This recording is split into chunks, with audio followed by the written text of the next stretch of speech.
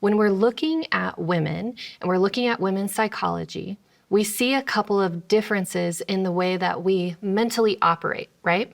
And of course, women have been regarded as emotional and as, leading with their hearts instead of their minds, maybe. And that's not necessarily accurate.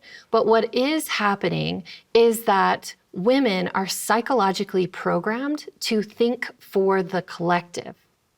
And what that means is passed down through generations and generations of women who have been in caretaker roles, right? So this is passed down epigenetically through generations of women, the ability to think for others or think about the impact of our behaviors on those around us. Well, it makes perfect sense. As moms, you want to make sure your kids grow up, make it into adulthood, and your parents and so forth. This is the way we've evolved for a purpose. Someone has to be taking care of the kids, and someone has to be testing the edges. Yes, exactly. And so this is actually one of our superpowers for leadership as women. Because we are constantly concerned about how our actions impact those around us, we make decisions for the collective or thinking about the impact on the greater collective. So when you think about that in a leadership role, that's actually a great quality to have. One would think an essential quality. Yes, Yeah. exactly. I mean, the way we've been set up historically as a result of the church and patriarchal times, and we go through waves when we're just now emerging from a very heavy period of patriarchy for thousands of years where the men have become in control and dominant. This whole notion of consequence has been thrown aside, and what we see is just perpetual war, grabbing other people's stuff and trying to claim it as your own territory and so forth. And I would like to hear both sides, why this comes more naturally to men to do it that way, and why the women would respond in the opposite manner. Yeah, so when you're looking at the neurology of men and women, there's many differences, but one really interesting one that impacts our behavior and what drives our behavior and the differences between men and women are specific neurotransmitters, so neurochemicals that impact our behavior and regulate our neurological function. So when we're looking at our male counterparts, their master neuroregulator that kind of sets the pace for everything else and keeps everything in order is dopamine. Go, go, go. Yes, and dopamine is our reward chemical of the brain.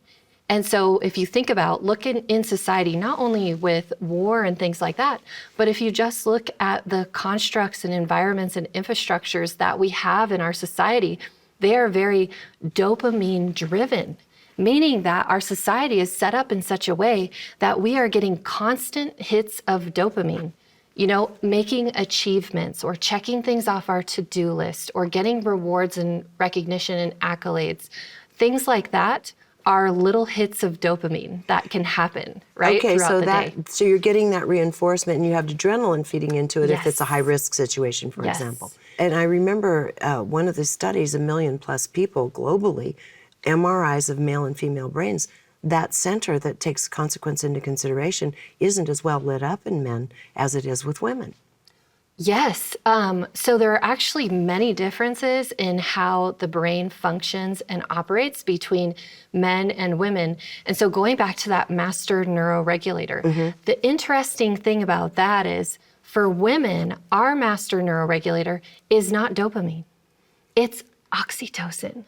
And you know what oxytocin is? Yeah. It's given the nickname the cuddle hormone, right? That's the connection, the mother and baby. It's about connection, yes. So in order for women to operate neurologically at an optimal level, they need to have healthy levels of oxytocin. So if you really think about that, think about society and the women out there working in the workforce in this dopamine dominant kind of situation, day in and day out. They're getting all these hits of dopamine, but maybe they're not getting enough opportunities for oxytocin. Right. Oh, this has so many implications. Continue, and we'll get into some of them. Yes. And so the even more interesting and maybe even devastating part about this is that dopamine squelches oxytocin. And yet, in this post-industrial world, all of our systems are set up on that male model that produces dopamine. This is devastating. Yes. Because I said in the open, why aren't women in more leadership positions? Well, you have the obvious, if you're going into deep banking structures, good old boys club, personal connections through society and so forth.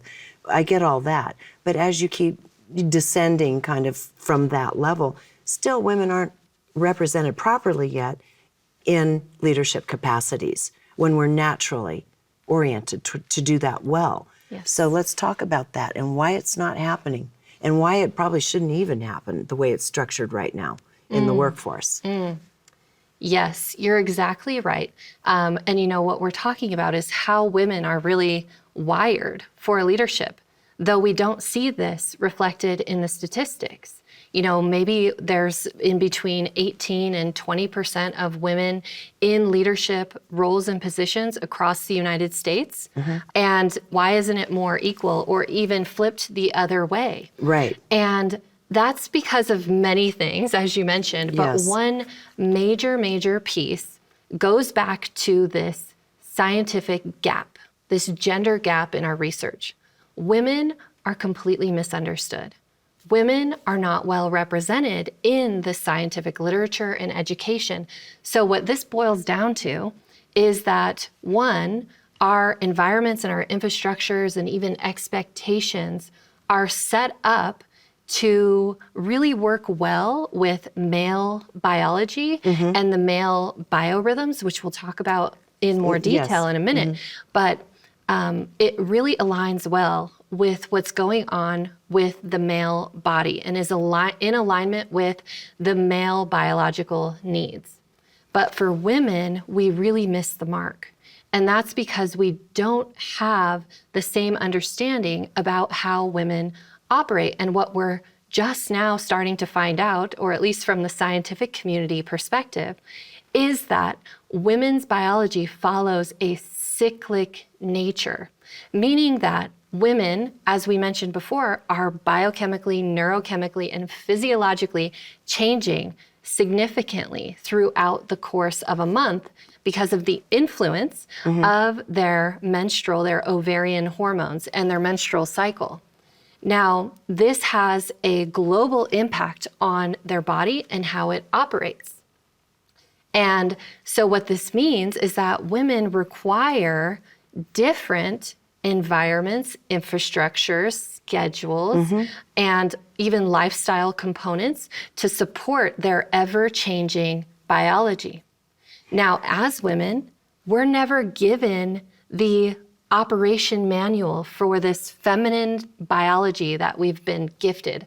I say we've been gifted because it's so brilliantly designed, but we were never given the user's manual. Right. So we're not operating at our full capacity. Well, and you think of this, just getting down to brass tacks, so to speak. You think about a war room situation where it's being with the generals and the various people that consult are in on the meeting and what's going to happen, whether there's going to be aggressive action taken or not, and so forth.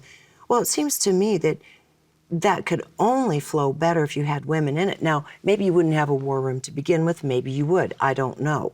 But it seems it would be natural for women to have a stake in that game, a say in that game, because they're always looking at the long-term consequence and the consequence for all. Yet they're not in those rooms. By and large, they're not in those rooms. And I'm not saying this to slam men, but you have the wrong people at the helm, particularly in military situations. But then the military situations are there because we've been having this dopamine-driven culture for thousands of years. This is just kind of a little dying remnant of it in a certain sense.